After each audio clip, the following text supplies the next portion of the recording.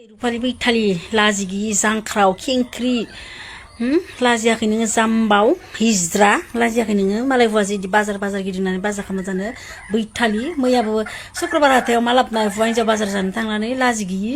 मालायखौसो लगायना हरदो नोङो बुन्दि गामिनि मानसिया नुदों इसोरखो बुन्दि माने बुन्दि बुन्दा मानेखो ओमफ्राय दा गामिनि मानसिखौसो लगायना हरदो इयो गामिनि मानसिया जा एख'खौनो मिथिया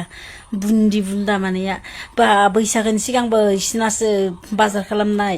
आरो बैसागोनि उनावबो दा बाजार खालामनाय बुन्दिया रेन्दिया साला बिथबा हिन्जाव जानानै उदैयाव फिसाख'आव दा लागैनो कपारटिभ लानानै आंनि हुवाखौ बरायना लानानै खैदिन जानो नोंलाय नोंनि देहायालाय खैदिन गरम थागोन बुन्दि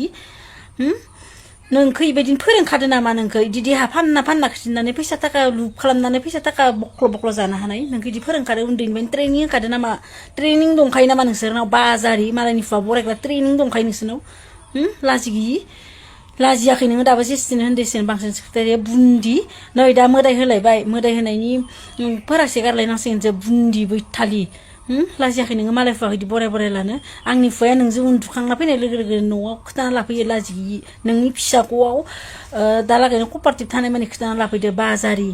नै नायना ला नोङो माबा फोरासि मारिनायखौ नायना ला सेमोननि फोरासि मारिनायखौ नायना ला नायदो आरो दा होबावनांसिगोनसो नै रायजोनि फुजा जायांदो बैथालि साला नोङो गैयाथा गैया थाल्ला नोंनि न'आव लांना लाहै बाजारि इ न'आव दोनबाय थानाङा नोङो मानसिनि सिगाङाव बिदि खिथिबाय थानाङा बैथालि साला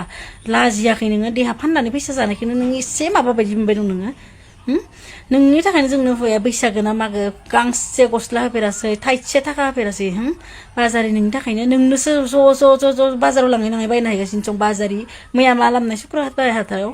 मैया मा लाबोनाय लाजि गैयि बुन्दि रेन्दि साला बिथबा जाना नोंनि उदैयाव दा कपारटिभ लायलाय नों मालाय हुवाखौ बरायना लादों नोंलाय खैदिन लानो हागोन नोंलाय बाजारि लाजियाखै नोङो